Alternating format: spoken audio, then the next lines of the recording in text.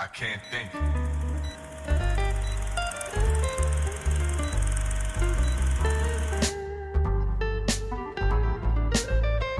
What am I supposed to?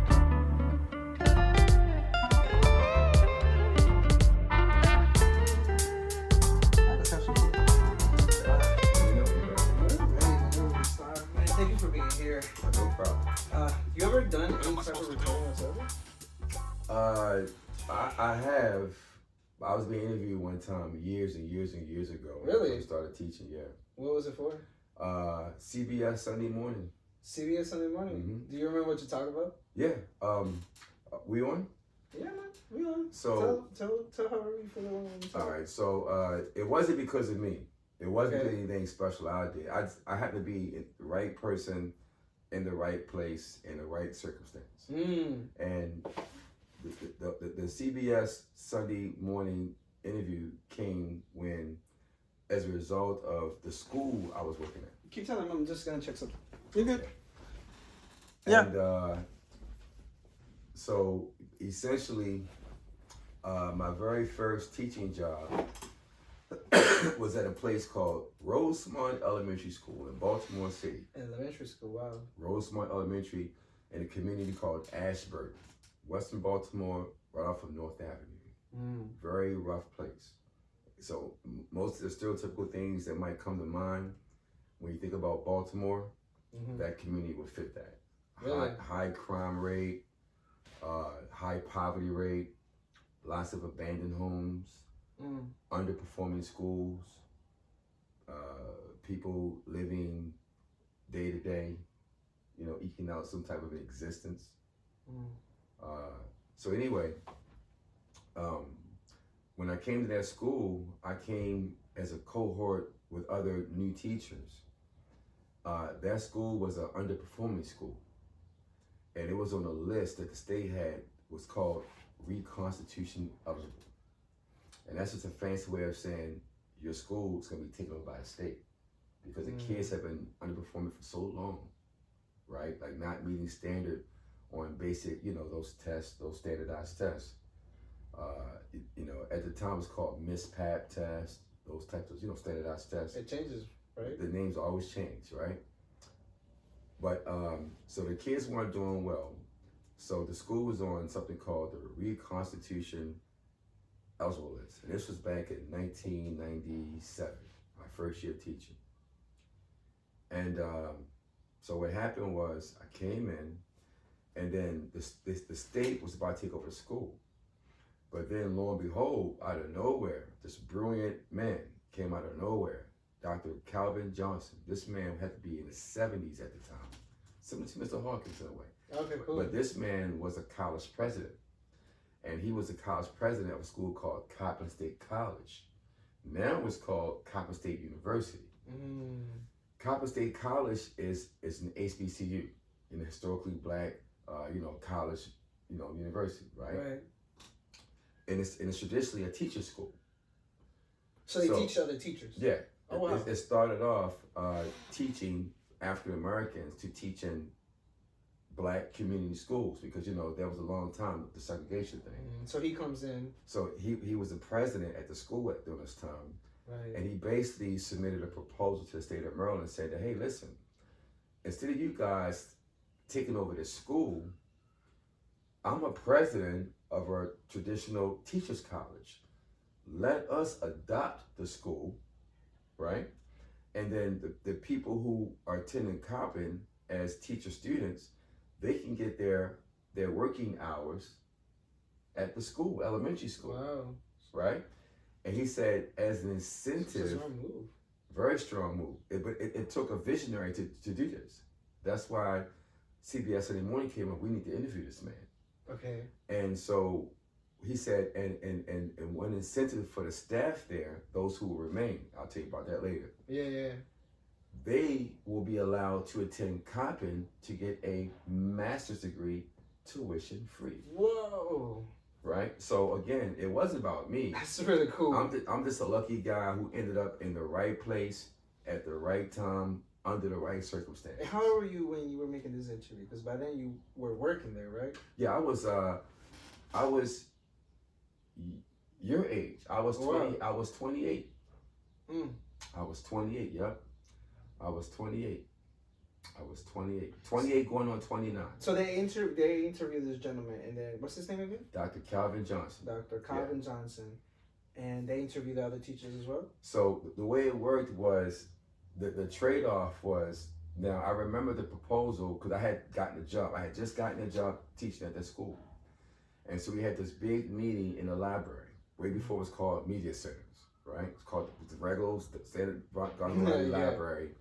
So the principal was telling us, here's Dr. Calvin Johnson going to talk to you guys. And he basically laid out what I had just said. Mm-hmm. But the price was, the trade-off was that all the teachers who had been there like for years prior, they had to reapply for their jobs. So like because go through the interview process. they had to go, because they were going to pretty much turn the staff over. Because think about it, the school was a failing school. Right. And so all the teachers who had been there before, some of them weren't meeting muster. So that was their way of kind of basically cleaning house, right? So so I came with about maybe 7 or 8 other brand new teachers. You know, we all bright-eyed and bushy-tailed and optimists. We want to save the world. That was my mentality. I'm going to help these kids, and lo and behold, we did it. So you turned the school around. We did such a fabulous job. Here's some history for you. So we did such a fabulous job, but it wasn't easy. It was not easy. It wasn't easy at all. So one thing we did was we had a Saturday morning math academy. So I was a 5th grade teacher. So the 3rd, 4th, and 5th grade teachers, we would all come in on Saturday mornings from like 9 and stayed until like 11:30, 12 o'clock. And all the kids who hadn't been doing well, we would basically tutor them.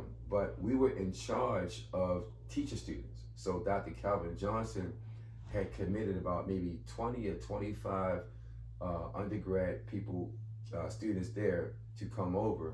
And basically, I'll have like a little small course of groups. So I would say, okay, I want you to focus on just division. You focus on just multiplication, that kind of thing.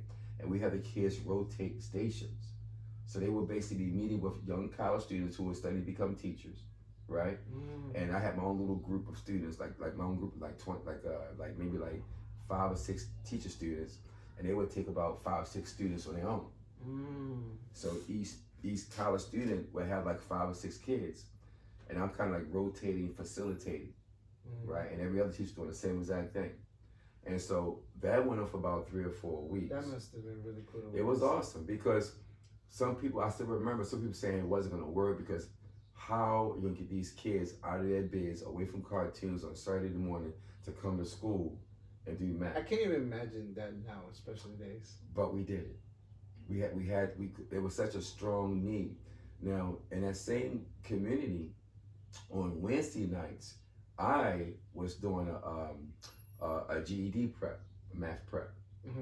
So when I had about 5 or 6 mothers who did not have their high school diploma, and they wanted to get their GED, but the hindrance for them was passing the math component of the GED. Well, I'm a math guy. I mean, I went to engineering high school. I love math, So what I did was I would teach them all the strong foundational skills: multiplication, division, addition, subtract with decimals. Spend a week on that. Then we transition to pre-algebra. Week on that. Then a week of algebra. Then a week of geometry. All that in weeks? Well, a week of each skill. Okay. A week of each skill. So basically, by 5 or 6 weeks, they had their foundational skills, their arithmetic skills. Then they had their pre-algebra. They had their algebra. They had their geometry, because the GED only goes to geometry. It doesn't go to trigonometry or pre-calculus or physics. It just goes those basics. Have you ever heard back from one of those kids? Like, see how that? Not like directly, because I'm not a social media guy. Like, I don't have Facebook. Or you never stumbled upon someone like at but, shoppers or something like that? But that I do. Okay. That I do, and it always boggles my mind because. Perfect example. There was I was in Foot Locker. Now, this story goes back about 15 years ago, right? 15 years ago. The whole doctor. No, this story, but this young man about to bring up. Okay. So I'm in Foot Locker about a good 10, 15 years ago, right? And I see this huge guy. Now, you know Calvin at our school. Yeah. Right? Now, imagine Calvin as a grown man. Oh. Right? This guy in the Foot Locker was huge. Had to be about a good 6'3", and he was so wide, he was almost as wide as he was tall. I say he was probably carrying easily 375, if not 400 pounds. And it was solid. Like muscle. It looked like he could have been in a WWE. Wow. Right? And he was a big guy. And he was at the counter buying clothes. Okay. He buying some shoes. And I had to be on the side of the wall, and I looked at him for a second. I'm like, I know this kid. I know this guy. And then finally dawned on me, I taught him in the 5th grade. Right? His pants was down, like, kind of sagging. Yeah. So I walked up on him. I forgot his name. I want to say Deontay, but that's not his name. Right. It was something similar to Deontay. And I looked at him. He looked at me. He goes, Mr. And I said, boy, pull your pants up. And he pulled his pants. He was a grown man. Pulled his pants up, and he was, oh, Sprandov, what's up? Now, I'm not a small guy. I'm 6'5". Yeah. My hands are pretty big. He shook hands with me. It was like me shaking hands with my grandfather when I was about 3 years old. That's how big this boy was. Man, he was a man. And but just to see that, like, and he's once in a while he Mr. Randolph, right? 5 years old, you said. No, 5th grade. No, he was a 5th grader. And in 5th grade, he was 10 years old in 5th grade. Now here he is, maybe say 25, 30. Yeah. Right? And he recognized me.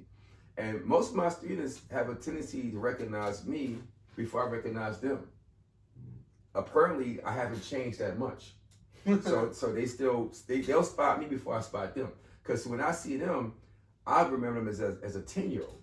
Now here they are. They got families now. They got kids that are of their own. I see them in supermarkets, driving, pull up beside me. And I'm like, they blowing their horn at me like crazy. I'm like, who's this fool blowing their horn at me? I look and I'm like, who is this? Hey, Mr. Randolph, you taught me at Rosemont.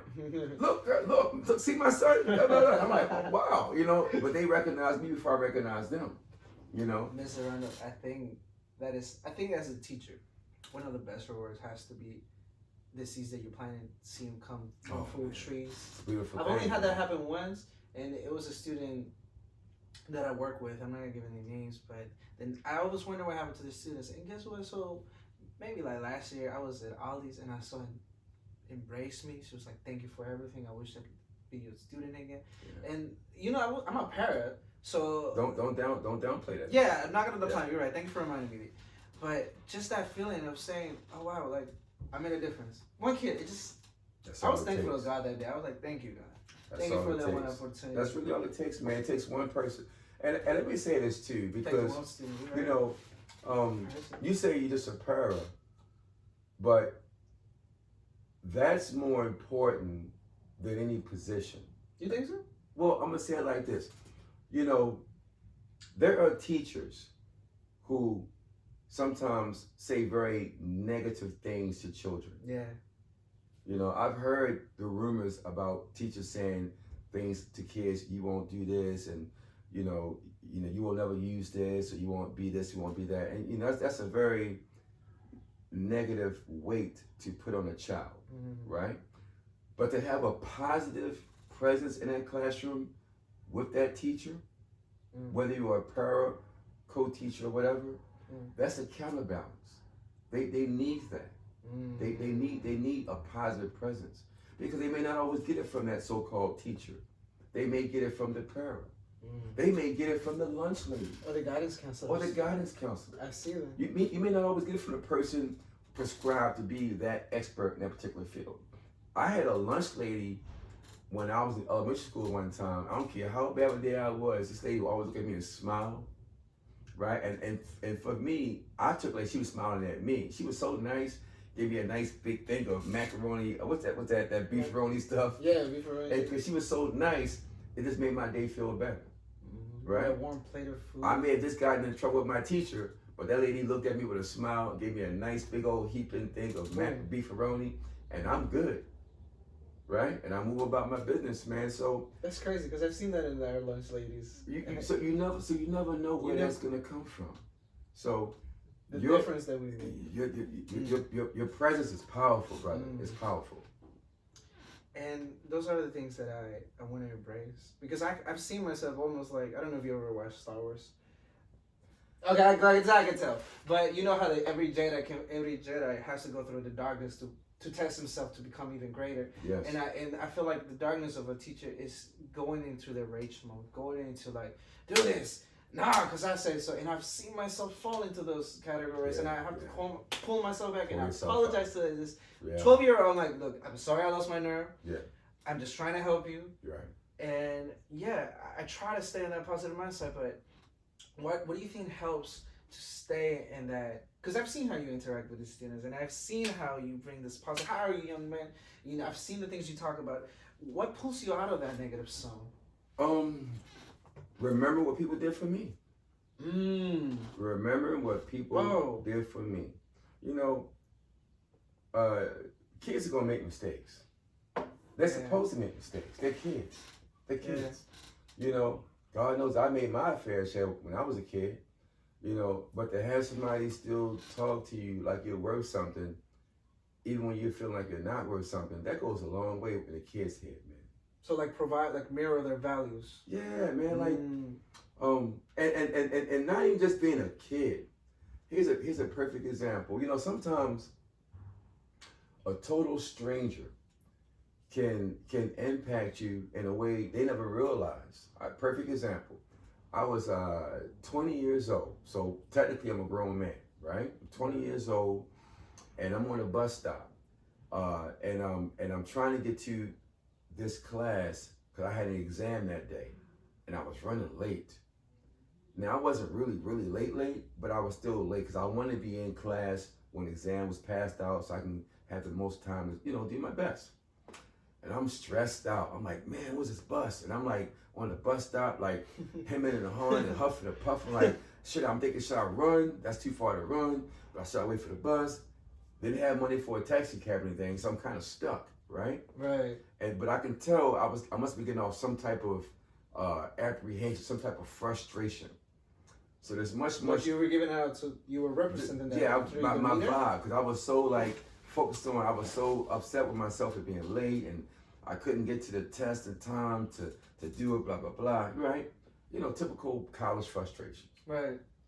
This older man, never knew him, never saw him again. He's on the bus stop. So he must have been looking at me, just going through the motion like this, hemming and huffing and puffing, and I'm mad and I'm frustrated. Right? He goes, young blood. That's how older black guys talk to you. Young blood, what's up, man? You all right?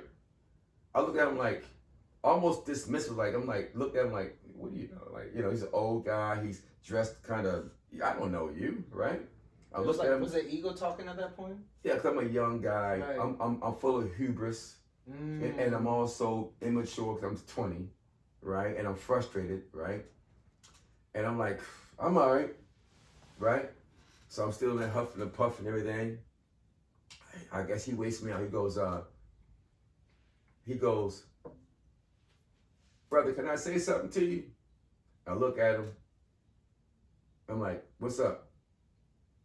He goes, as long as you got your health and your freedom, you got everything. And when he said that, I was like, wow. All of a sudden, I mean, I thought about it. All that pressure of like, I gotta get to class and take this exam and I gotta do this. All of a sudden, it's like the weight just lifted off my shoulders. And all he said was, as long as you got your health and you got your freedom, you got everything. What do you think resonated in your life at that point? What do you think resonated the most? What it was the fact that it forced me to prioritize what was truly important. Which was your health and your freedom. Yeah. I mean, yeah. Did you think of anything else? when you heard that of what to prioritize?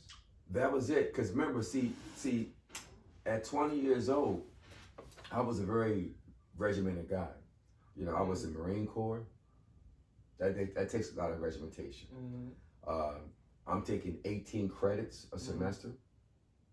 I got my own apartment, and I'm paying my own way through college. Yeah, I got the GI Bill, but the GI Bill money I was getting every month was about $200. The GI Bill, is that money from Military. military? Okay. Military, and that was the reason why I signed up to go to college. So you wanted to use the military as a resource? I used it. So in the military, they have something called the GI Bill, right? Right. And what the GI Bill does is, as long as you're in good standing, they'll help finance a portion of your college to a certain level. So back then, when I went in '88, they were offering $40,000 max.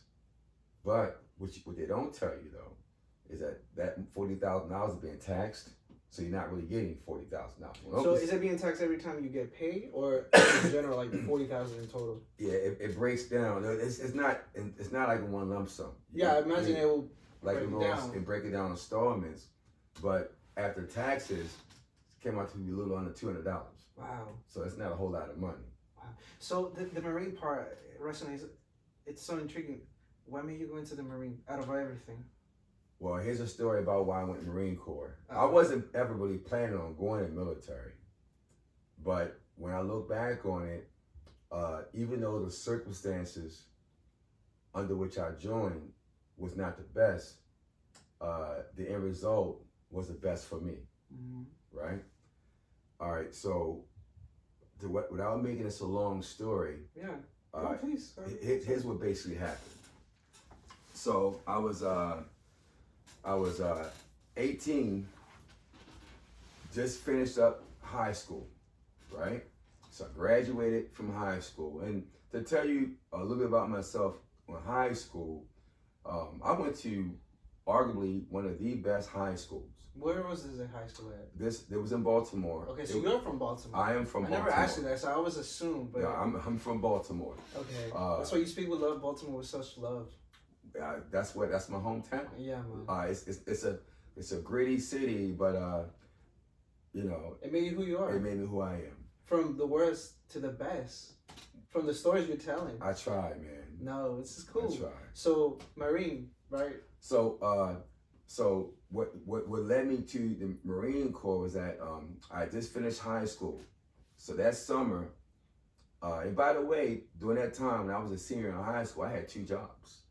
So I was working at a restaurant, a very fancy 5-star. I was a busboy working at this really fancy restaurant called the John Eager Howard Room. Sorry, you lost me. While you were in college? No. I was high school. High school. We were working to this as a busboy. So I was a busboy, basically Mondays, Tuesdays, and Thursdays. And then on Fridays, Saturdays, and Sundays, I worked at Foot Locker. So I had 2 jobs, 2 little part-time jobs, right? So I'm working in a restaurant during the week, and I'm working, in the mall, Foot Locker, on the weekends. And I was as a high school kid, I had my own money to buy my own food and buy whatever I wanted to wear. So I was basically fundamentally just living and sleeping at home at my mom's and my stepfather's house. But at this point, I'm buying my own food. I'm eating food at the restaurant for free. And mall, saving that money. And at the mall, I had different friends work different places. So I might go to. Oh, so you had the hookup. So I had Tanya who worked at this place. Hey, what's up, Tanya? And she give me pizza or whatever, and I go, hey, what's up, man? And I get a smoothie here. So, and of course, you gotta build those connections. And I would give them discounts on sneakers, right? It's funny, and not to cut you the story short, but it's funny because it reminds me when I used to work against that PG Mall. We had like the same thing with with Popeyes and McDonald's. Yeah. But it was like little. That's what you're supposed to do. You build network. You build connections. You build connections. You network, right? So. And people think when they say network, it has to be like a big corporate. Nah. It's like a small little. We need little ways to get heads up. That's it. So- Everybody's in the same boat. Help me out. I help you out. Yeah. You know. Little slice of pizza. That's Okay. it. Okay. That's it. So Marines, right? Uh-huh. I really want to know how you got into the Marines because you're saying. So my stepfather and I, Right. he and I, we never had a close relationship. Right. Clearly, I'm not his son. And bottom line is, there's always been tension between he and I, and sometimes that tension would manifest into physical altercations. Mm-hmm. And you know, and as a result of that, he and I would do battle. And there were a few times I got locked out the house. You know, I had to sleep on the porch watching the rats run by because I couldn't come in the house that night, right? Or So it was very. it wasn't the best. Yeah. So when I graduated from high school, my mother came in my room one morning. She goes, "All right, time to get up. You gotta go get a real job. You gotta move out." And I was like, I got a job. I got Foot Locker and I got the restaurant. She goes, "No, go get a real job." And she said, "You can either go and join the army, go drive a bus, or go get a job at the post office. But you got 3 months to get out of here." So I was like, all right, cool. All right. So, because at that point, I had a feeling that was coming because he and I really weren't getting along, and I'm not his son. So he had no particular obligation to house me because I'm not his son. So So they push you out of your comfort zone even more. The Yeah. fact that you were already. so I remember telling me, go get a job somewhere. So I remember putting on a little white shirt and tie and going downtown trying to get an office job, but I had no qualifications or anything. I'm fresh out of high school, right? So I got frustrated with that. I was like, forget this. So I hopped on a subway train, went up to a mall called Mondawmin in Baltimore. Right. And if for those who know Baltimore, that's a little bridge. And when you walk across that bridge, there's literally there was an Army, a Navy, an Air Force, and Marine recruiting office right there. So all four were right there. So they gave you like options. Well, you can pick which one you want to go to, right? So, and I was very angry at that time because I felt like I can imagine. my mother's choosing him over me. I'm her son, and I'm not a bad guy. I mean, I went to poly for God's sakes. I was doing physics homework in high school, 1 o'clock in the morning, fresh off the job from the restaurant. I'm in the kitchen doing physics homework. I'm doing trigonometry homework. I'm doing pre-calculus homework at 18. So wow. So 1 or 2 o'clock in the morning, so I can keep my that grades resentment up. was there. Right, because that was a school you had to test to get into that school. If your grades went down, you get kicked out of that school. You gotta go to your regular neighborhood high school. But I imagine that put in the foundation in your academic skills. So because when you go into Marine, I'm sure you have to take a test, right? Yeah, so you gotta So take what it's called the ASVAB. So what happened? So I scored very high, Damn. very high. Cause remember, physics, trigonometry, pre-calculus, algebra. I went to a great middle school and a great high school. So, and I was always a decent writer. So I scored very high on the ASVAB. So much so that I qualified for intelligence. Like, is that a Intelligence would branch be or is that a what's that? intelligence would be like if you do intelligence going in as an enlisted person, you could become like a warrant officer. You could get a job with NSA. Like for example, the guy who is living in Russia now, Edward Snowden. You know, he scored high on his entrance exams, and so that's why he got picked up with NSA and like that. His math acumen, computer acumen, right? And so I scored very high. So I was being told, wow, you can qualify for intelligence. And the guy, my recruiter asked me, what do you want to do? And I had this goal of mine to become a lawyer. So That's cool. my strategy was, I'm going to go into law enforcement,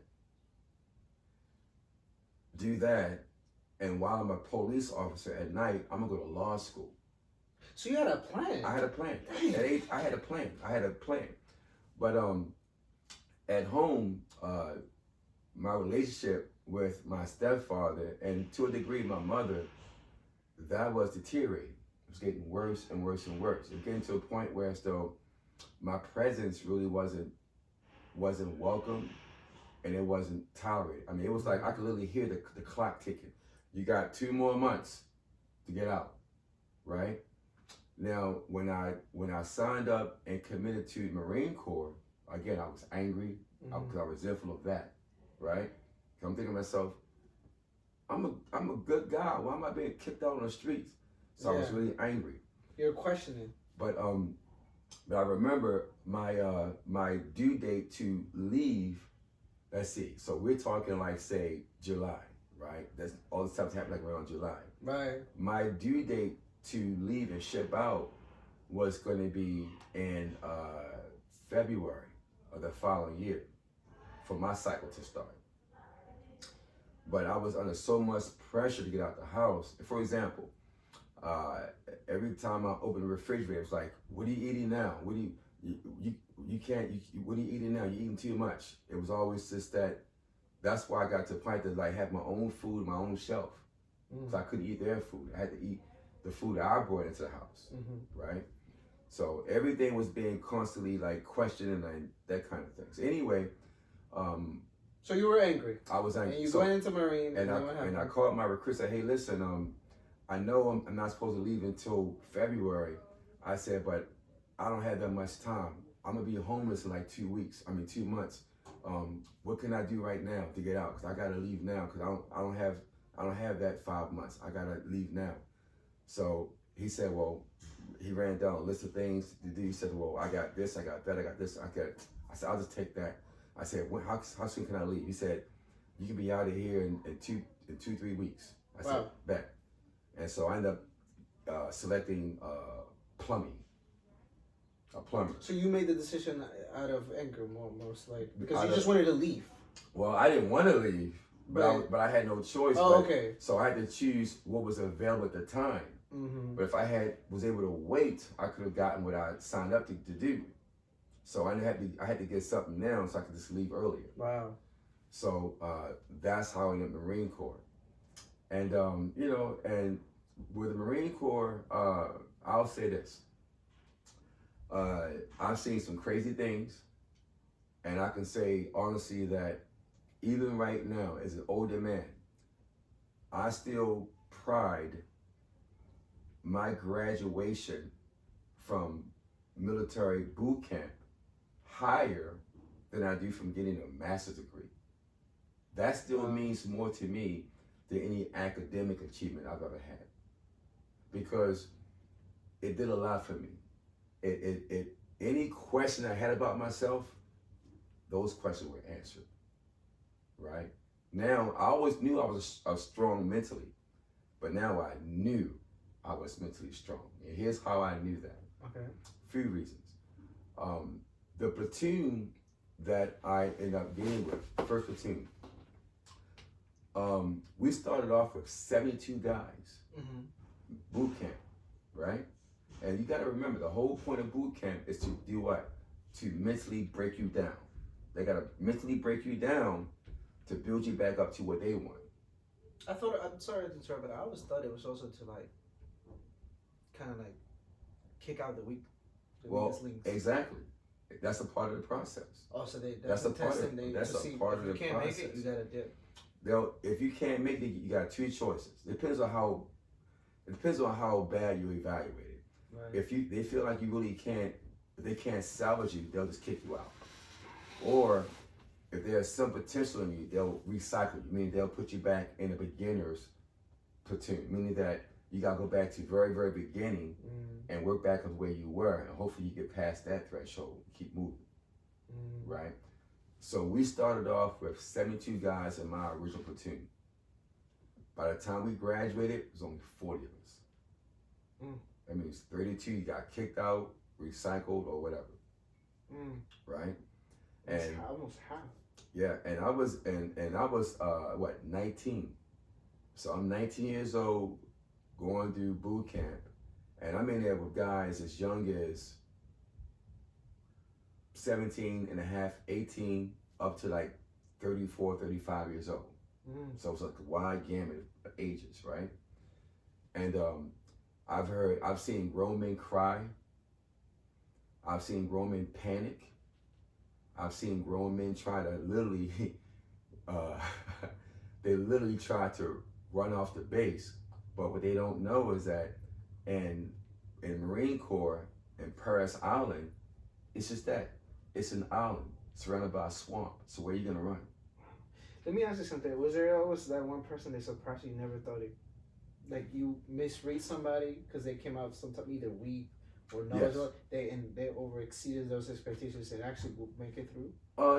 Yeah. All the guys who finished out with me, they all could qualify as someone who shown through their strength and their resiliency to adopt, overcome. What do you think it was a skill characteristic among this man, especially 40 men? Not quitting on yourself, and not quitting on yourself, and trusting your brother to your right and to your left to pull through. So brothership and fellowship, brothership, and what's that word to describe? Not giving up. Resilience. Resilience. Perseverance. That's what I'm looking for. Yeah, perseverance. Okay. I'll give you a scenario, and I'll talk about this probably a dozen times. So in Marine Corps, Marines used to be a part of the Navy. Right? Back in the day, used to be a part of it. It was a branch of the Navy before it became its own branch, the Marine Corps, right? So as a Marine, unlike the Army, you have to do something called swim quals or swim qualifications, right? So the Army's all land-based, but remember, the Marine Corps goes in first. They might parachute into a beach, they might land on the beach from a ship, but they're going in from the water, coming onto land, right, to invade, right? But as a Marine, you have to be a proficient swimmer. So there was one part, and by the way, Marine Corps boot camp has 3 phases: first phase, second phase, and third phase. So in the first phase, towards the end of the first phase, you got to do your swim quals. So swim quals is when you got to jump into, say, 14 or 20 feet of water in your full camis, right? Wearing your backpack. Oh, snap. And you gotta be able to stay on top of water for 5 minutes without drowning. Right? So is that more of endurance of physical, or is it a mind? It's a muscular endurance activity, but it's also a mental challenge. Because even a guy who swam before, who's a good swimmer, he probably never swam under that particular circumstance. The panic that where you wearing a bag, weighing you down. And is that what you're saying, that like some men panic because when you're being put in those circumstances, the panic that comes into your head, like trying to get out of the situation rather than bear it through. Right. That's where you really test your imagine. So here's what happened. So during that day of swim qual, the drill instructor told us, I want you in 2 groups. If you are a beginner swimmer, go down that end of the pool where it's like maybe up to 6 feet. If you are an intermediate to experienced swimmer, stay here, right? So some guys walk down there because eventually they would have to come up to here, right? To where I was. So I was in the line, I stayed in a group where we were intermediate swimmers. Now, in my platoon, there was a guy in our particular platoon, and he was much older than all the rest of us. He was like a 34, 35-year-old man. And we were like, I'm like, again, a 19-year-old kid, boy man, 19. He's like 35, 36. Grown man. I think he like maxed out on the age limit before he can come in, There's like an age limit. He wasn't just an older man. He was also huge, full of muscle. Like the dude looked like he was a bodybuilder. Like just muscle on top of muscle. Like he was a serious muscle head. Right. Right? Me, by contrast at the time, you could tell I'm still a tall, lean guy. But I was even skinnier back then. I was maybe about 6'1", 160 pounds. this much body fat. I was skinny. I was skinny. I was a runner and a basketball player, right? Mm-hmm. So anyway, this gentleman, it's come his time to do the swim quals. Remember, we're all wearing the packs. We're all in our camis, and you guys stay on top of the water for 5 minutes, right? Now, prior to that, no one really spoke to him too much because we were all, I'll be honest, we were all a little intimidated by this guy. He was a grown man, huge, and he didn't look that friendly. He didn't look like he was a nice guy. I mean, he just didn't look like he wanted to talk to anybody. So we left him alone, right? So anyway, his turn comes up and he jumps into the pool. All this water, right? So nobody's really paying attention. I mean, I'm like in the middle of the line. We're just waiting for our turn to come up. And then I noticed, wow, you've been in for a while. So I look, he's still in the water. All of a sudden he just comes up, all this water everywhere. He's splashing all over the place, taking big gulps of air. He splashes his hands and water's all over the place, right? And then I see the panic in his eyes. His eyes were like as big as like lights, right? Mm-hmm. Now, the drill instructor who's in charge of the pool, little short southern guy with like a really, really deep southern accent. And you know, when you ever go to a pool before, you know, the lifeguards had that long rod with the little loop around it, so they can like just put it around you and bring you in, right? He had that. So you see this huge hulking black guy splashing water, and he clearly can't swim. Right. He was supposed to go down the other end, but I guess out of pride, hubris, ignorance, who knows? He stayed on the deeper end where we were. And I've never seen a man with the fear of death in his eyes the way I saw in his. I could literally be 1,000 years old, and I'll never forget his expression. He was like, just, his eyes were popping out of his head. He was so panicked, so afraid, because he couldn't swim. And every time he'd go up and down and up and down, but he was using so much energy. And of course, he started to get tired. Now, while he's going through all this dramatic episodes, we're all like this. I'm like this. I'm like, oh my God, this guy's gonna die, right? He's gonna drown because he can't swim, and he's going up and down. He's gasping air, and he sits right back. He was like a rock because he was so solid, he couldn't float, right? There was no buoyancy. And so the whole time, the drill instructor goes, and this is where we have a problem. When you fail to follow directions, understand there are going to be consequences and repercussions. He was talking very slow while this guy behind him literally fighting for his life, right? It was such a contrast. And I'm thinking to myself, all right, just get the guy out of the water. So then, to be even more sadistic, the guy took the pole and he would hold it above like the surface of the water. So when the guy would come splashing the water trying to grab the pole, he would just ever so slightly raise it. So this guy was...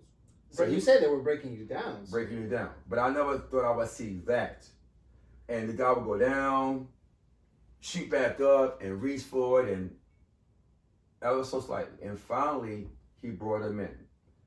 And when he brought him in, the guy was exhausted and coughing up water, and I saw a grown man. Remember, I'm 19 years old. This dude's like huge and very intimidating. But I saw a grown man get broken right there. And since that day, none of us were afraid of him anymore. Because we saw him broken.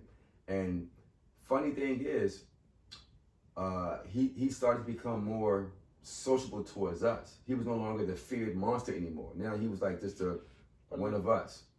Right? That must have been a humbling experience. Oh, it must have been extremely humbling for this man. Did he make it through? He did make it through. Okay. He did make it through. But what they do in Marine Corps is, if you don't do it the first time, they give you like 2 or 3 times. He had to go back like 2 or 3 times. But he finally got it. He made it through with us. But that was an experience I'll never forget. But with Marine Corps, you know, you go through so many different things. You go to the gas chamber, where you put this mask on, you go in this chamber, it's filled up with all types of gases, and these gases will make your skin feel like it's being burnt, your eyes are watering. If you got a cold, or if you stuffed up, by the time you come out, you can smell the grass growing because it clears you up, right? But it also burns your skin, and but the burning sensation only lasts for a few minutes. Then we had another experience, the grenade testing, where we had to line up. First, we get this class about how grenades work and the time span you got to release it, how to pull the grenade and how to release it. And you only got like literally 3 seconds to let it fly. You can't hold it. And of course, they got to tell you this cautionary tale about how one guy went to a grenade pit. It's called a grenade pit. All it is a cement pit. You walk down to the cement pit. You're in there with the instructor. He gives you a live grenade, like live. He says, pull. You pull it, throw, and you throw. And then you get down, hear it explode. Next, you walk up, and next guy comes do the same exact thing. Well, they told us a story about how this one guy panicked. He was given a grenade, he freaked out, he dropped it, and killed himself and the instructor. Right? So you got that in the back of your head as you're about to do this, right? Because they want you to know this is a test, but you die from this. Right. Oh, they want you to know it could be fatal. And then, of course, Dude, that sounds like a test. Everything was a test. And then you got the rappelling. You got to rappel down 50 feet. You're on this tower. Now, 50 feet doesn't sound like a lot. But when you stand on a 50-foot platform looking down, you realize, wow, 50 foot is deep, because a person could probably die from a height of maybe, say, 25, 30 feet. No problem. You die. 50 feet, no question. You're not getting up from that. And so now you got to rappel down this tower with the rope. One hand guides you, by the other hand is your brake. You jump like that, rappel down. So there were different times where your courage was being tested, your mental, as they say, your mental fortitude was being tested, your resolve. So like I said, by the time I came out and graduated from boot camp, I was like, if that didn't break me, nothing will. Right. Nothing will. Funny enough, there's a guy on YouTube who has his own program where he takes that basically boot camp and makes it for band to test himself. And a lot of the tests that he does sounds like things you went through. And mind you, you went in there for free. These people are paying $1,000 to go through that. Hey, he's basically saying the brothership and the resilience that comes out of this is priceless. Priceless. And that being said, how did 40 men stay resilient through all of it? Well, what do you think helps them? Because you draw on each other. Okay. You draw on each other. You know, where one guy may be wavering, another guy might have that kind of confidence we talked about earlier. And just being around somebody who's confident, when you feel like, I'm not sure about myself, sometimes you can feed off of his confidence and you can become more confident and you go on. So, like you said, man, when they talk, we build each other up. Exactly, build each other up. You know, but that's some funny stories too. It wasn't all doom and gloom. Like I said, I prize my experience going to Marine Corps boot camp above anything else I've ever done in my life, except having children, of course. Yeah. I mean, my children come first. But when it comes to any type of particular achievements, that ranks for me above anything. Funny story. Here's some funny stories. So in Marine Corps, and not just Marine Corps, but in most branches, especially when you do boot camp, discipline and self-control are of the utmost vital importance, right? Discipline and self-control. So you have to be able to control yourself in all situations. Sometimes your ability to remain silent can be the difference between life and death. If you're out there in the field and you're in a combat arena, you can't be talking and chit-chatting and laughing if you're setting up to ambush somebody. You gotta be totally quiet, right? If a mosquito's biting, you can't be like, ouch, in the middle of it, right? You're gonna give your position away, right? So you have to be stoic. You have to be resilient, right? So every night during boot camp, we have to get inspected physically. So we stand there in our t-shirts and our skivvies, as they call them, underwear, they call them skivvies. Stand in your flip-flops, you're at attention, and they gotta come around and they gotta inspect your skin, they look at your nose, look at your ears to see if you got any type of skin infections and things like that. I'll tell you why in a second, right? And I remember one time there was this guy sitting right next to me, and we all standing like at attention. And so Joe Charlie goes to this guy, and he goes, looks to his ears. He tells the guy, "Private, you got enough earwax in your ear to start a wax museum." So of course, I started laughing. "Randolph, what's so funny? Get on the quarterdeck." So now I'm on the quarterdeck. So now I gotta do push-ups, and I gotta hold my foot locker, and I gotta hold my rifle. It's endurance to see how long you can hold without breaking. Then you gotta do burpees because that's your punishment for not maintaining your discipline. Even a giggle gets you in trouble. So they'll say things that purposely are funny because you never heard this before. It's new to your ears. They do it all the time. And you're in a very hard environment, right? So it and catches you. if you laugh, it wasn't just me. Trust me. It's like about 5 of us on that quarterdeck, right? But once you realize what they do, the trick, you ignore the jokes. No matter how. So now you learn how to laugh in your brain. So without any outward noise or expression, I'm laughing, but I'm but I gotta maintain that stoic outward disposition. So now you get it even to choose when to laugh, but you can still learn to laugh inside. Yeah. And I bet that's not just the laughter. That's other things. Self-control. There was one time we were out, because remember I was down Paris Island during the summer months. If you know about South Carolina, you know, being in South Carolina in June, July, August is not exactly the most comfortable time of year to be in the South. It's hot, it's humid, and South Carolina, because that part of South Carolina, again, surrounded by a swamp, they have bugs there that we don't have here in Maryland. So there are two kinds of bugs they had down there that we don't really have a lot here in Maryland. One is called the sand fleas. So the sand fleas hang out in the sand pits where we have to do push-ups and burpees and mountain climbers in a sand pit. And the sand is all inside everywhere, right?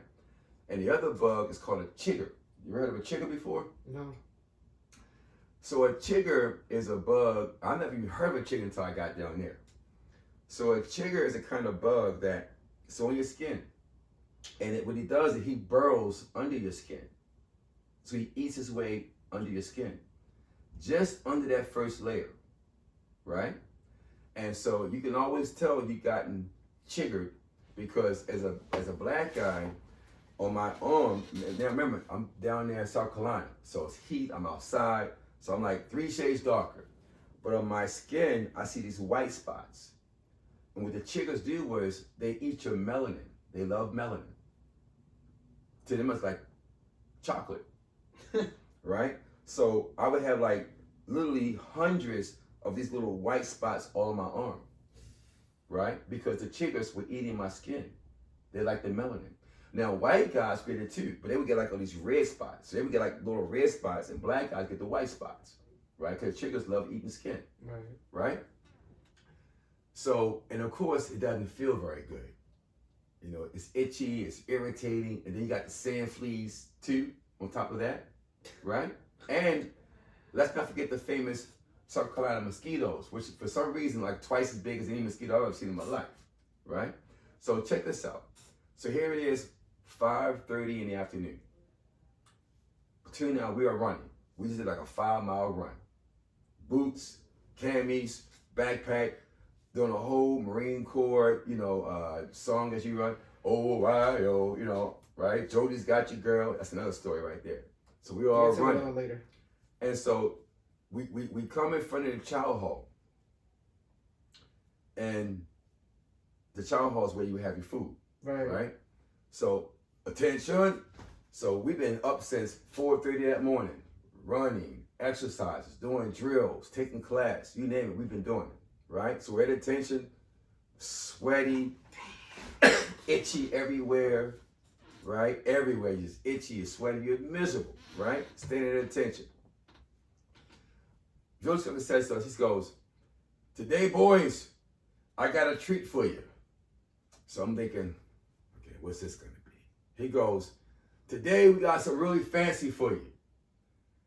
Today you're gonna have Russian duck." I'm thinking to myself, remember I'm 19. Wow, Russian duck. That sounds kind of fancy. I never had Russian duck before. That sounds pretty cool, right? Russian duck.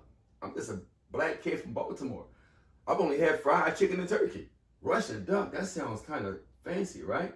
Then he goes, you're gonna rush in there, you're gonna duck back out.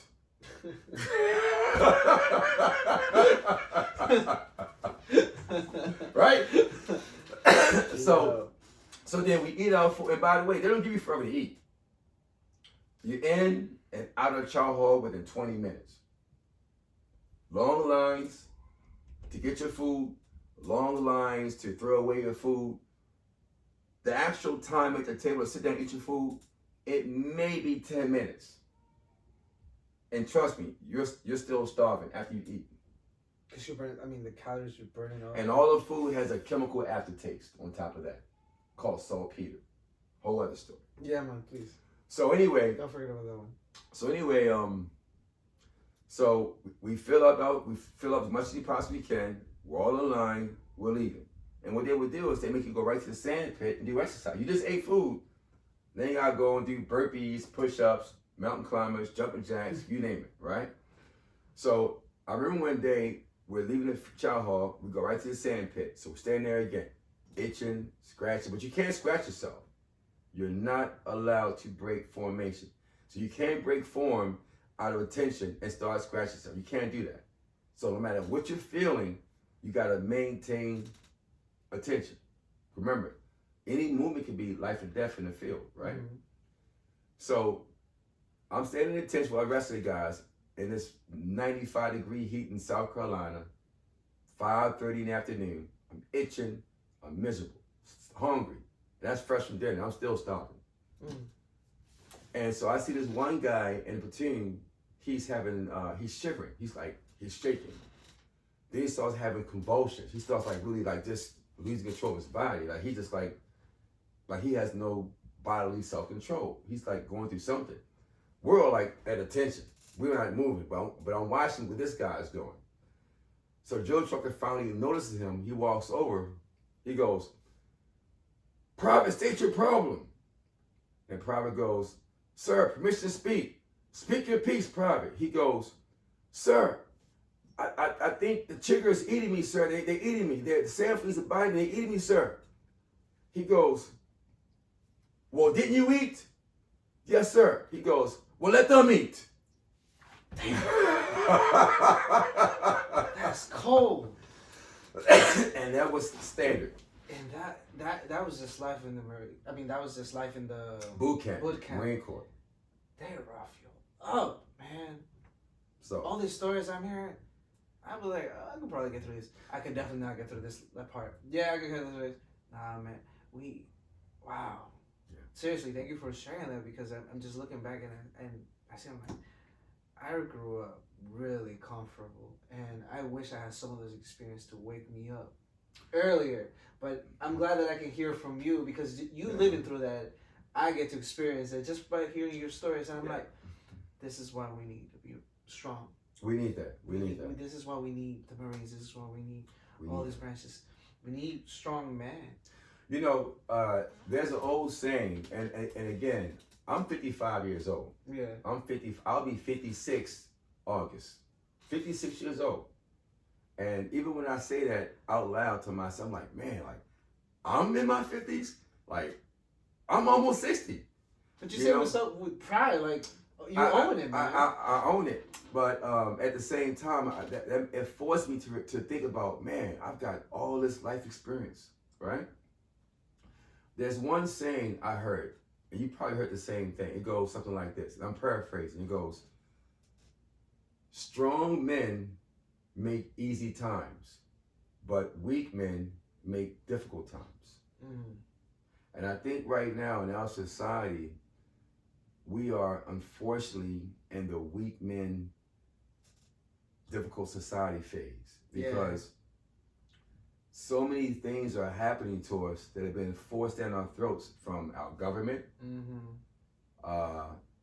And we're losing rights on top of that, to the point where now in this society, you can't even criticize certain groups of people without being called anti this or anti that, right? And I think a lot of that started in the late 60s, early 70s when this whole concept of political correctness came out.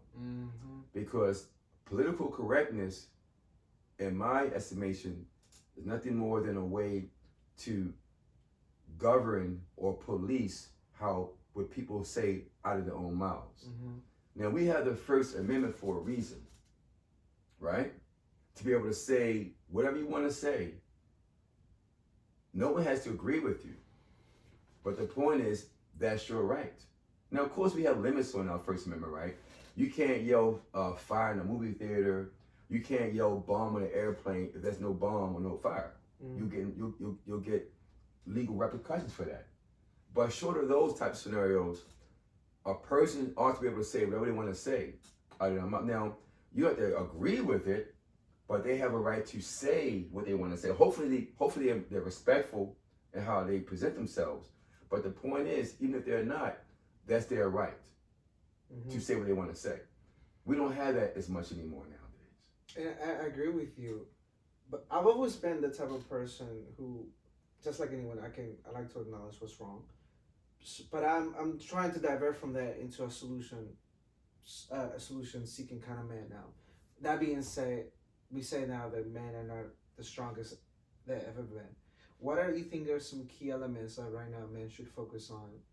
Say you wanted to pass down to your children, to me, as I consider you my mentor, and I ask you to be my mentor.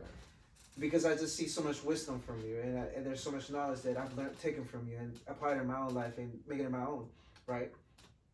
So, what do you think are some key elements that you would want to pass down so I can pass them down, and it kind of like it branches out, so we can start actually doing something about it in the way we can, which are the smallest thing. For example, you talk about discipline, right? Right. You're big on working out. And I know you will pass that on immediately. You gotta work out. When you were telling me the story about the Marine, before that I was looking at excuses not to go to the gym, but now I'm like, I want to go work out. Yeah. Like I want to go get them games. I'm not stopping. I don't care. I don't care if I gotta go to 11. I'm going today, and I'm telling you because after we drop you off, I'm going straight to the gym. Right. Right. So the gym is definitely one. But what do you think are some other key elements that right now we need to hear? Oh yeah, there's a few. While keeping it, PG. Oh yeah, absolutely, absolutely.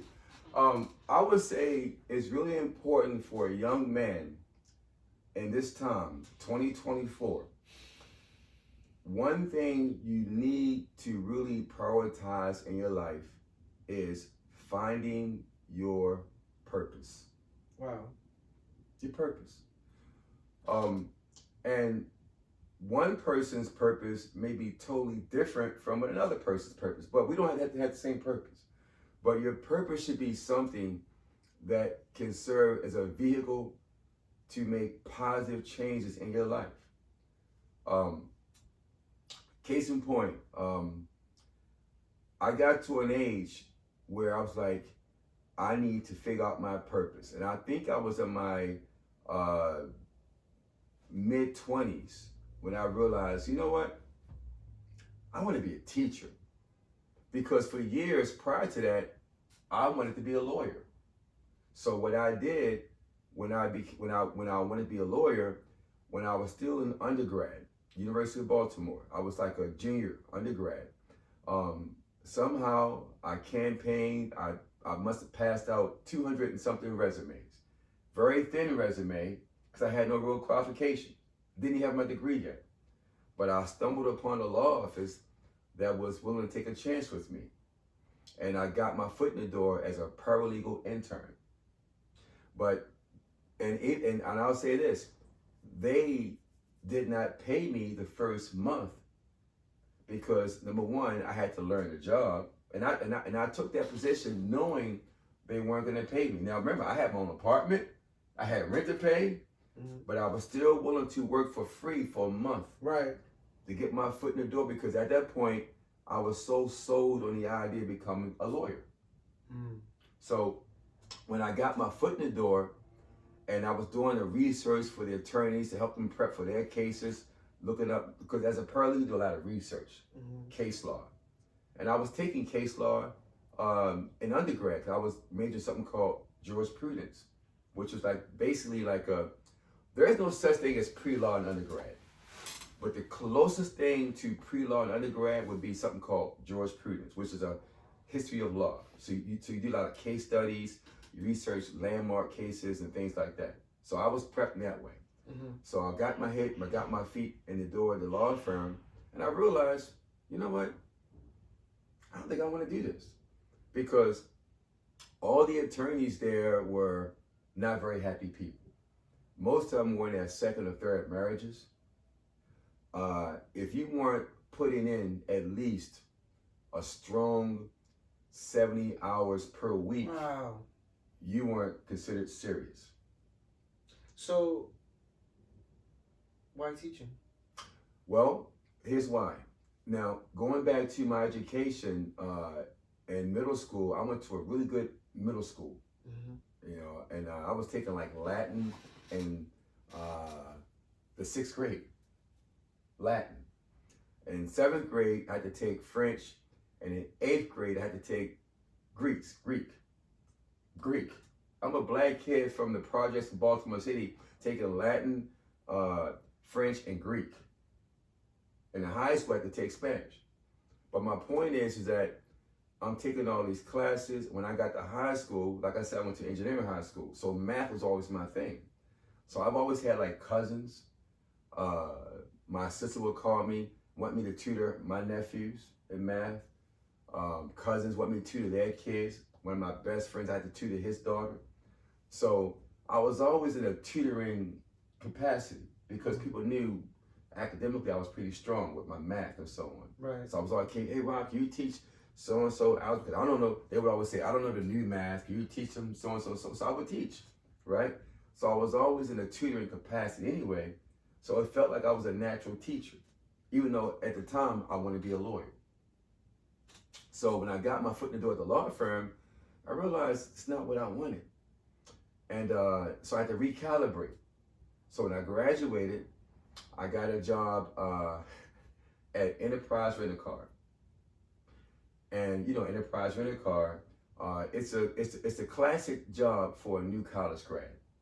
You know, yeah, you got your white shirt on, your tie on, but you're behind the office washing cars and vacuuming cars in the heat. And you feel like, man, I went to college, but why am I vacuuming cars all day? Right? And yeah, you're renting cars, and you gotta sell a enterprise insurance. Well, I did that for about 2 years. Until one day, I got sent to a deal in East Baltimore. Now, anybody watching this, the office that I worked out of was in an area called Montclair Junction in Southwest Baltimore. But on Monday mornings, a lot of rental cars hadn't been returned from the weekends. So we had a call from the East Baltimore office asking us for cars, because they had 0 cars back from the weekends. We had about 4 or 5 cars. So I got sent to the deal to do the East Baltimore deal. And when I went over there, it was a bogus deal. I got set up. So I was robbed at gunpoint. So I had a gun here and a gun here during the same robbery. Yeah, I was stuck up. So here I am, Monday morning, beautiful weather. I remember that day. It was a beautiful day, like a beautiful sunny Monday morning, about like 9:30 in the morning. And I got a gun here and a gun here, right? And the guys actually, they were like, where's your money? And I was like, because they went in my wallet, I had $10 in my wallet. And I was like, bro, I didn't get paid yet. I just started the job. I'm broke. They were like, this dude's broke. So they took my money, of course, and they walked off, right? And because the deal was a fake deal. Because when I went to the house, the address that was on the ledger, 2201, 2203, 2205. Oh, 2205. It's an abandoned house. It was a setup. So I go back to the office. I tell them what happened, and they all laughed at me. I'm like, wait a minute, I just got robbed. I had a gun here and a gun here. You guys are laughing? So of course I was livid. And I realized, you know what? There's no loyalty here. There's no love here. I don't want this. So I worked there for about another week or two. And I decided, you know what? I don't want to be around these jerks. So I left. And I went to go drive a taxi cab, which is even more dangerous. Because I got a job driving a taxi cab, and my shift was from 3:30 a.m. to 3:30 p.m. Now, if you know, nothing is good outside on the corners at 3:30 a.m. in Baltimore City. Imagine it. And I had this taxi cab, this raggedy, smelly taxi cab that was so full of creaks and noises that if you turn a corner, you feel like something's gonna give, right? And this is a taxi cab. Yeah. Oh, and by the way, it didn't have a shield, so I had no protection. Because I rented it from an independent, a guy who owned the taxi cab. So I did that for a year and a half. And I gotta say, by the grace of God, I was never robbed, never hurt. Now I was in some different dangerous situations, but by the grace of God, nothing happened to me. And then I remember you mentioned something that led you to teaching. What was it? So here's how I got into teaching from driving a taxi cab. Yeah. Excuse me. So essentially what happened was at this point, I was resolute. I knew what I wanted to do. I wanted to be a teacher. Mm-hmm. But I'm driving a taxi cab. But the one benefit I had was that I had a degree. Yeah, it was a liberal arts degree in jurisprudence or pre-law, but it was still a degree, right? So one day, now before I get to her. So what I would do when driving a taxi cab, and to understand this, understand that when you're driving a taxi cab, the slow hours are from 9:30, 10 o'clock to about 12 noon. Mm-hmm.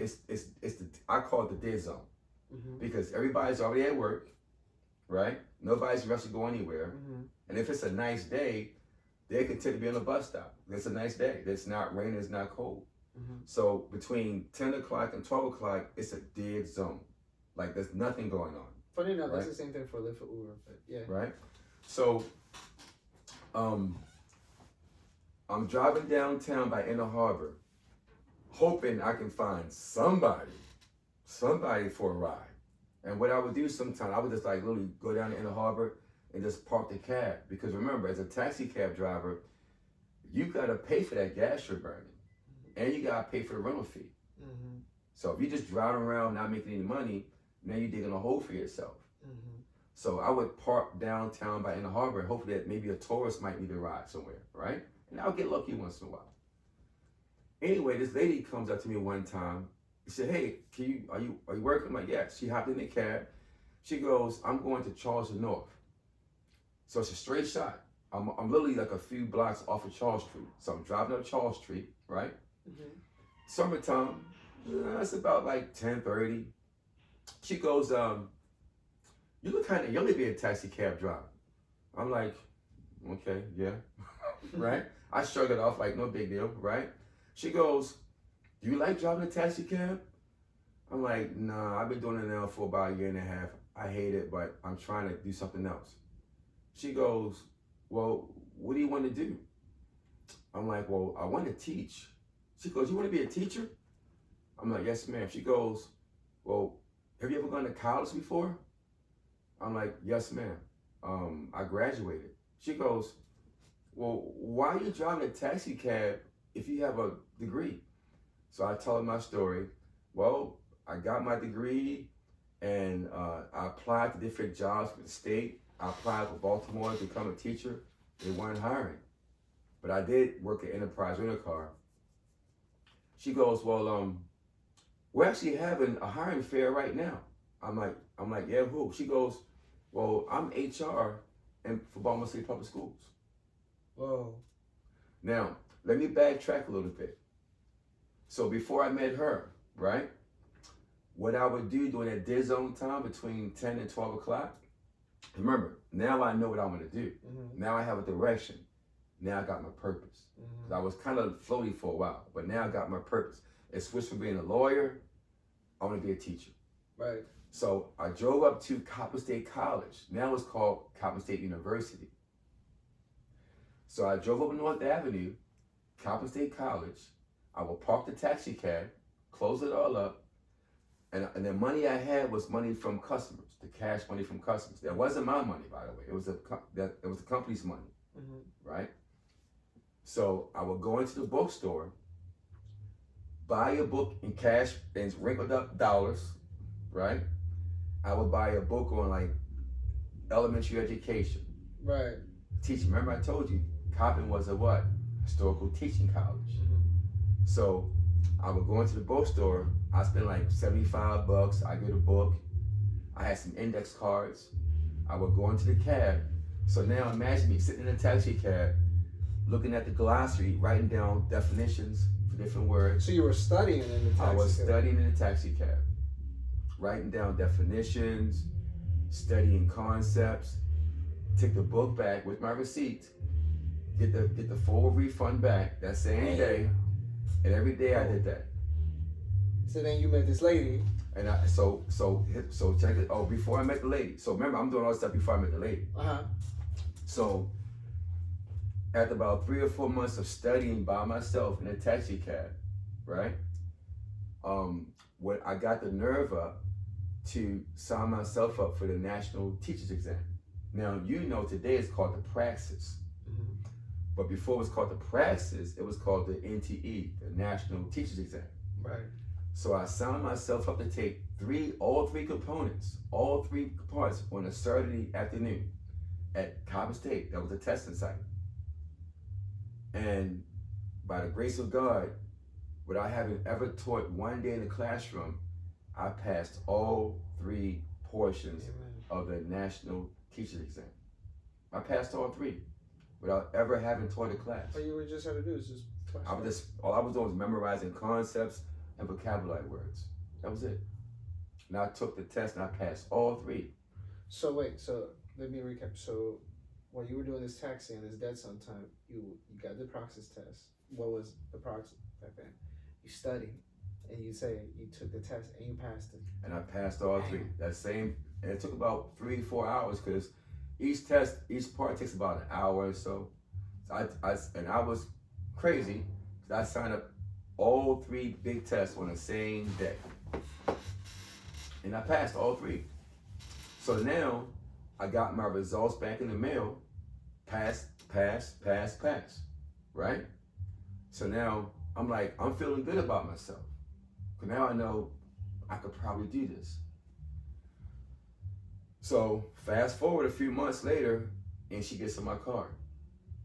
So when she gets in my car and asks me, have I taught before? Have I gone to college? Yeah, I taught, and so on. She says, well, we're having a teaching fair. Lo and behold, she was right. Because not even a year before that, when I went to apply to Baltimore City, they told me they weren't hiring. And then they had a job fair all of a sudden, out of nowhere. But I'm downtown. I would have totally missed that, right? So I get up there, and lo and behold, there's a line in Baltimore City. That's where the headquarters is, on North Avenue for the school system. There was a line down North Avenue and up Calvert Street. That line for all people wanting to become a teacher.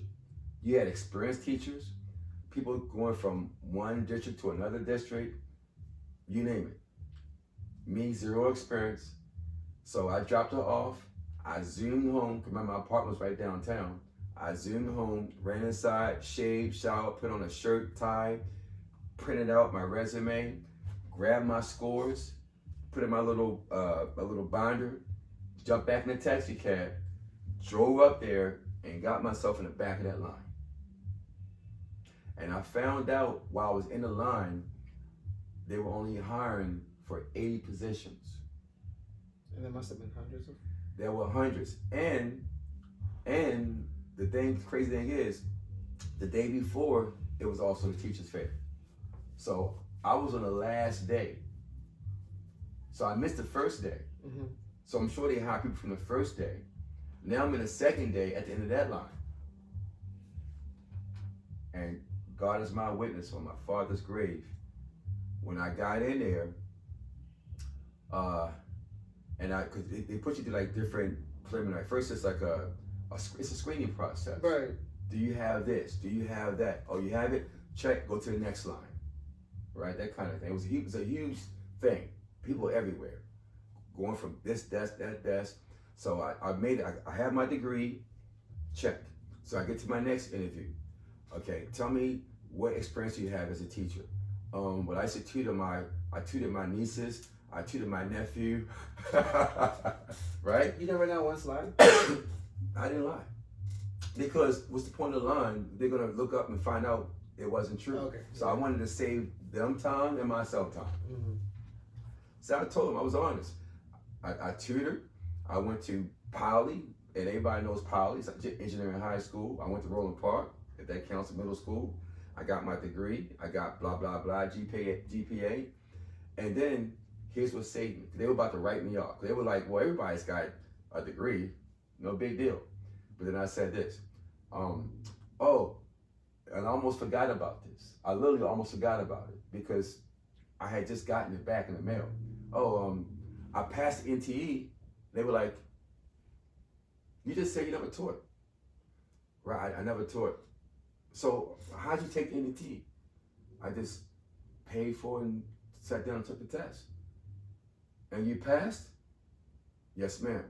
Let me see your scores. So when I gave her my scores, it had the official symbols and everything on it. Her first instinct was, this can't be real. This is counterfeit. He made this up. This is bogus. This is not real, right? It's fake. She got up and went to another person, and he verified, this is right, this is legit. Looks like all the rest of them. And he passed. So that got me to the next table. Without me doing what I did in that taxi cab, I would have gotten past that table. You would have still ended up there, but you would have never passed that table. That's crazy. So I went to the next one. But they said, we'll go ahead and put you under consideration. Right? Mm-hmm. So here's a funny story. So now, officially, I'm in consideration. Right? But I'm not hired. Mm-hmm. So all it really means is they take your information, they put it in a database, mm-hmm. and any principals who need someone, they look at their database, see what's available, mm-hmm. and they go, let me get this person for an interview, mm-hmm. right? Now remember, I'm still driving a taxi cab. So summer, still a summer. So now here I'm out, I'm playing basketball. 11:30, where am I? I'm out Drew Hill Park playing basketball. Cause remember, it's a dead zone. From 10 to 12, I'm not gonna make any money anyway. So I drove out to play basketball with the guys. Mm-hmm. You know, I would play basketball once in a while, right? Now I'm feeling kind of good about myself. I'm like, well, my name is in the system, but that doesn't mean anything. Because right. Nobody calls me, I don't get a job. Well, guess what?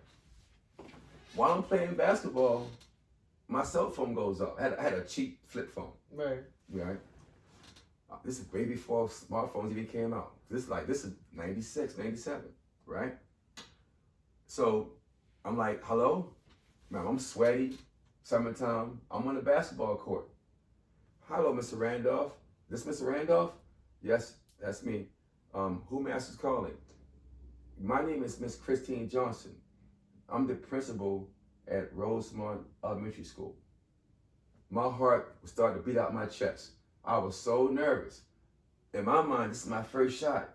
I gotta nail this. I gotta do this. If I don't do this, who knows? I might not get another call. I gotta do it. She goes, well, I'm looking at your resume. I see that you never taught before, but I see you passed the NTE, so you must have some experience. Is that true? Well, ma'am, I tutored, but I don't have any actual teaching experience. She goes, well, how did you take the test and how did you pass it? And I said, well, I just studied. I just got some books and studied vocabulary. She goes, okay, because that's normally people go through college to become teachers. To do that, you kind of did it a different way, right?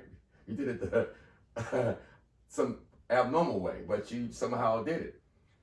She goes, well, I have 15 minutes to interview you. Can you come in for an interview?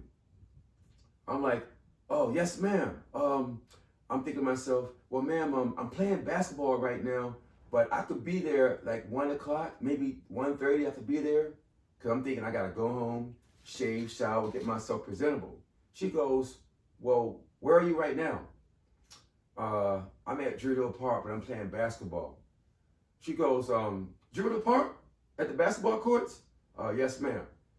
That's like 15 minutes away from me. Why don't you come right now? I'm like, oh, Miss Johnson, you don't understand.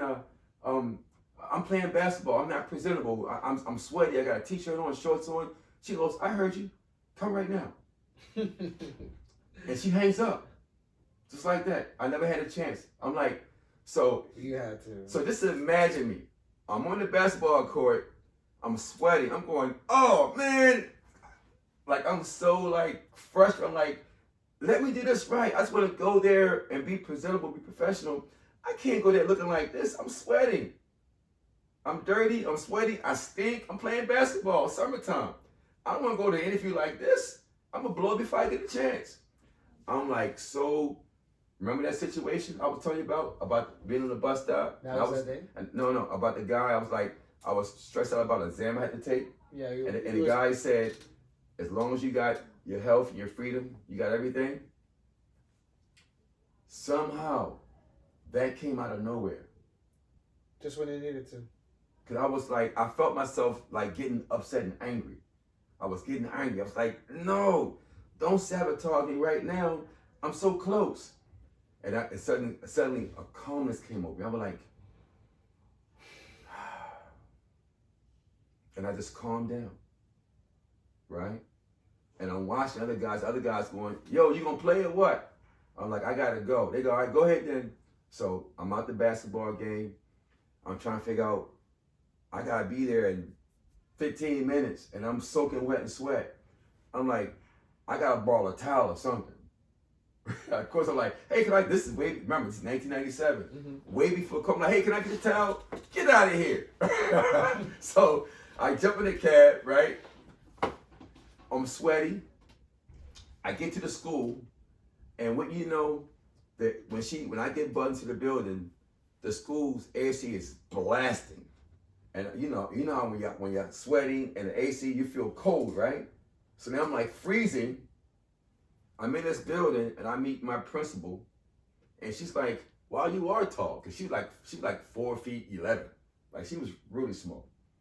So here I am, tall, skinny guy, sweating bullets, but she has my resume in hand. Oh, so she was ready. So we interviewed.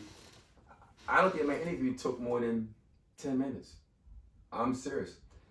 From the time she walked me to the building, she goes, we go back to her office. She goes, you got 5 minutes, tell me about yourself. I'm like, well, I went to this high school, I went to Poly High School. I tutored a lot of my relatives. I'm in Marines. What else? She said, what are you doing right now? And I was ashamed to say. Well, I used to work at Enterprise Rent a Car, but right now I decided to work independent, so I'm driving a taxi cab. She goes, you driving a taxi cab? I'm like, yes, ma'am. Because I wanted to have time to study and figure out my next move. I didn't want to be stuck to a schedule, so I needed time. She goes, okay, that makes sense. She goes, well, I like what you have. I like what you're doing. You military guy, and you finished school, and you took a praxis test without teaching. That's impressive. She goes, I think I want to take a chance on you. Mm-hmm. She goes, let's go for a tour. So all of a sudden, I'm like, I think I got the job. My outward appearance, I'm stoic. I'm like this the whole time.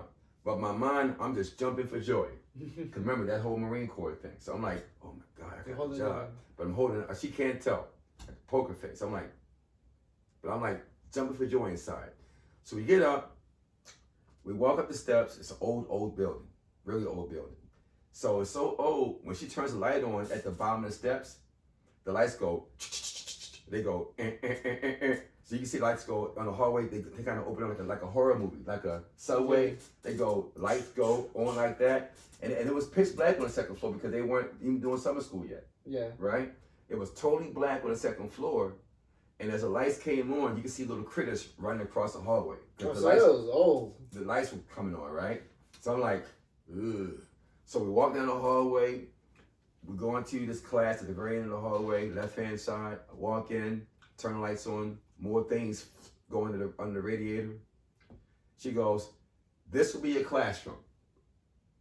And I was so happy. Open up the closet and open up the closet.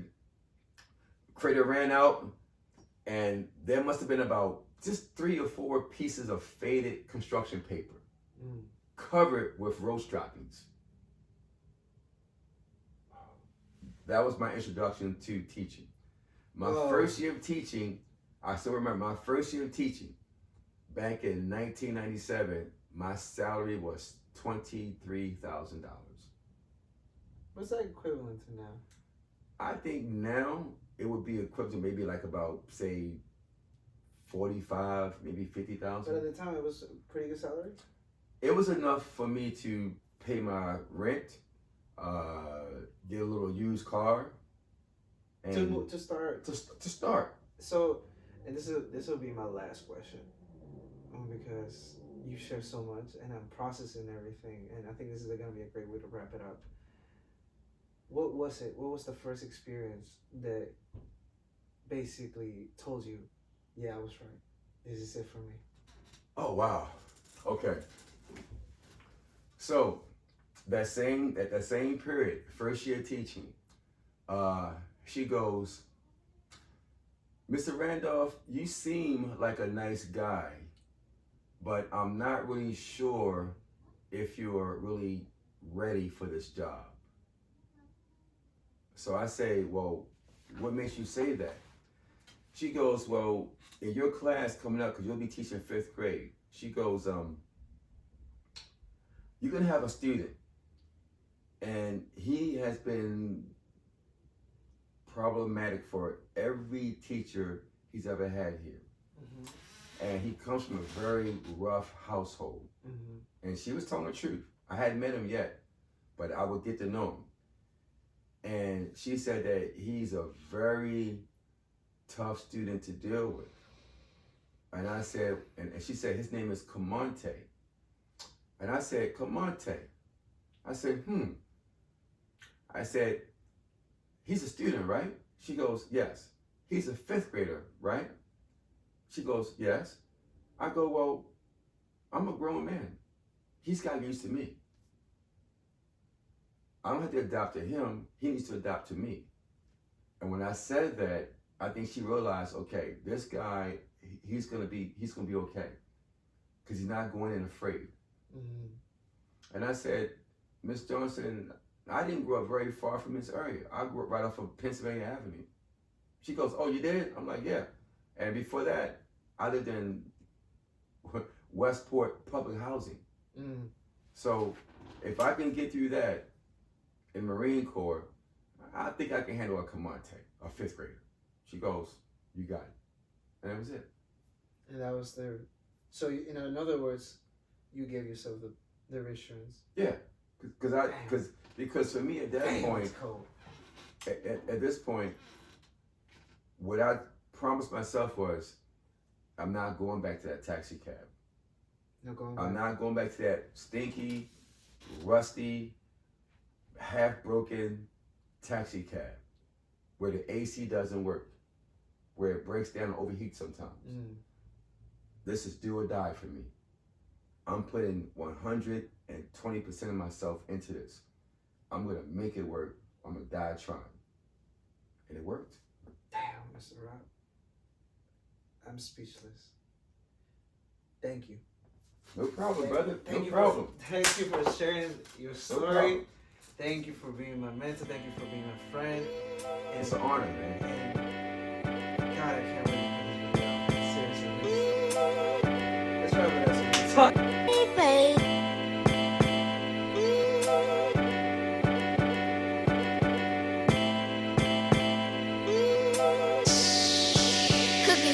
baby.